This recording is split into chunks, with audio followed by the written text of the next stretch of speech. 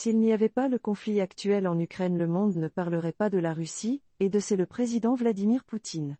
Actuellement tout le monde parle de la Chine comme seconde superpuissance et seul rival crédible des États-Unis rejoint.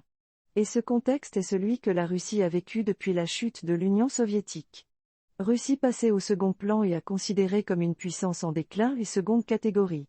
Cette réalité affecte Vladimir Poutine plus que quiconque.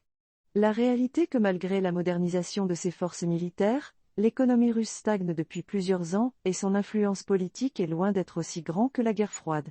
Poutine refuse d'accepter que la Russie ne soit pas considérée comme un acteur majeur de la géopolitique mondiale et donc, quel que soit le résultat de ce conflit, Vladimir Poutine a déjà réussi son objectif initial, que tout le monde soit parlé de lui et de son pays, que ce soit le centre attention, et montrer que la Russie peut être encore une superpuissance dans tous les sens de mots.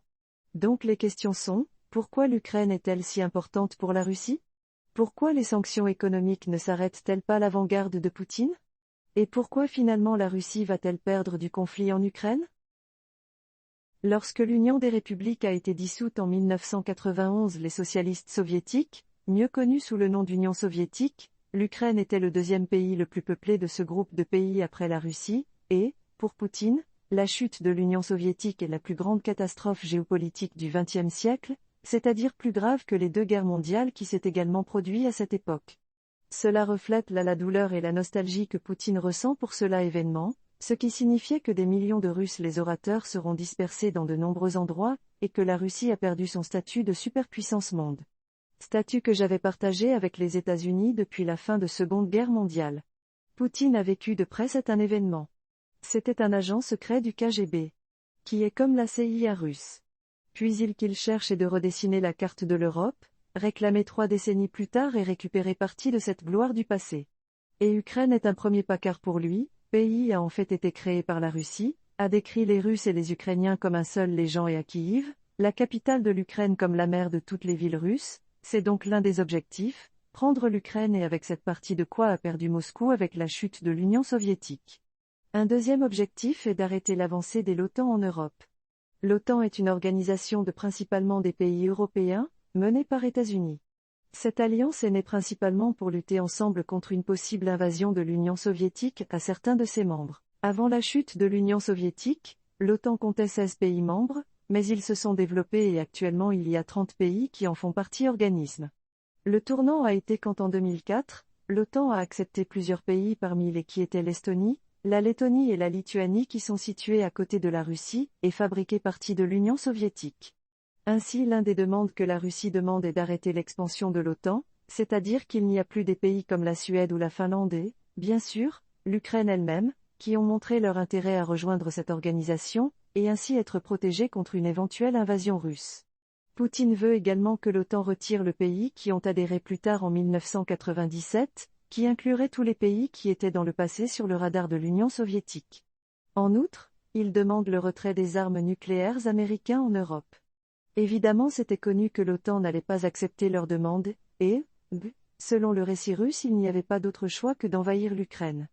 Jusqu'à présent, la réponse des États-Unis, l'Union européenne et d'autres pays alliés ont limité aux sanctions économiques, qui essayant de limiter l'accès de ce pays à système financier international, restreindre l'exportation de produits technologiques tels que les semi-conducteurs vers la Russie, inclut les banques les Russes mis sur liste noire, les oligarques sanctionnaient les amis russes de Poutine et paralysent le gazoduc Nord Stream 2 qui devait transporter le gaz de la Russie directement en Allemagne. Alors une autre question est pourquoi n'êtes-vous pas des sanctions ont-ils arrêté la Russie? Dans les mots du même Joe Biden personne ne s'attendait à ce que les sanctions empêchaient quelque chose. Les sanctions infligées sont maintenant conçues pour maximiser l'impact à long terme en Russie, et minimiser l'impact sur États-Unis et ses alliés. Mais d'autre part ces sanctions n'ont pas d'importance pour Poutine pour l'instant, parce que votre pays s'y prépare tant depuis 2014 quand il a envahi la Crimée et a également reçu des sanctions. Depuis la Russie n'est plus aussi dépendante du dollar, diversifié la destination de ses exportations, et a accumulé des réserves. La plupart des recettes d'exportation de la Russie proviennent produits minéraux tels que le pétrole, le gaz naturel et charbon. Cette dépendance fait ce secteur est vulnérable aux sanctions. Sans pour autant or, l'Europe dépend de la Russie pour plus d'un 30% de ses importations de gaz, donc qu'imposer des sanctions sur ce front signifie nuire également aux consommateurs européens.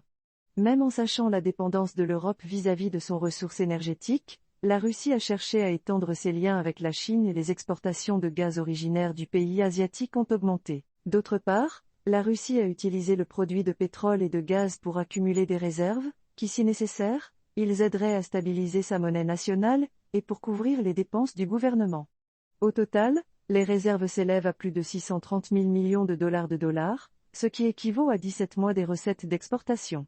Parmi ces réserves, 132 milliards de dollars sont représentés en or, ce qui en fait le quatrième plus grand détenteur de réserves mondiales d'or. Et finalement, le gouvernement russe est peu endetté. Sa dette publique est de 13% du PIB, un chiffre très faible par rapport à d'autres pays.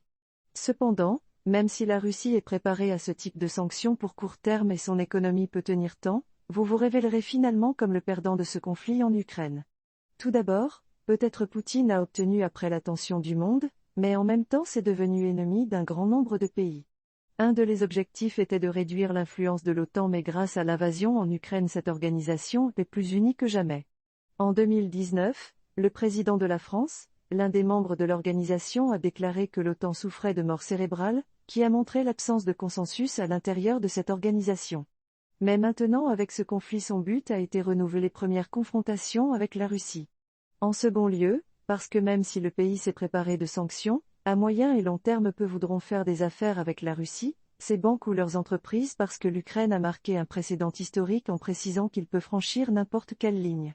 La réputation de la Russie et votre chef sera blessée et vos partenaires, les publicités en cours seront encouragées à cesser dépendre du pétrole et du gaz russe à long terme.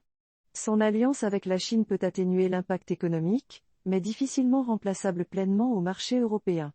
Et, troisièmement, parce que la Russie voulait être prise en compte nouveau en tant que superpuissance, mais ce statut on ne gagne pas qu'en comptant sur de grandes forces armées, mais aussi dotée d'une économie puissante et avec une influence politique dans le monde entier. Mais la Russie reste en dessous du principal puissance en termes de PIB par habitant et selon le PIB nominal était classé 11e en 2020. Et en supposant que la Russie finisse par contrôler à l'Ukraine, ce fait ne changerait pas grand-chose. Situation, l'Ukraine est l'un des pays les plus pauvres d'Europe. Au contraire, garder le contrôle serait plus comme un poids supplémentaire aux finances de l'État.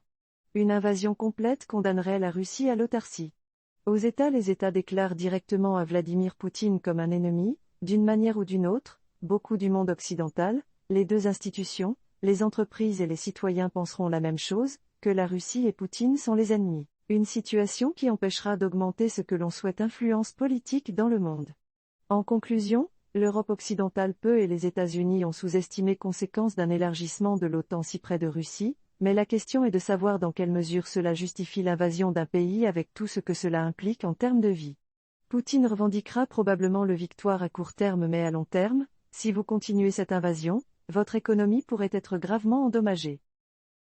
Jusqu'à présent, la vidéo d'aujourd'hui et merci beaucoup d'avoir atteint la fin.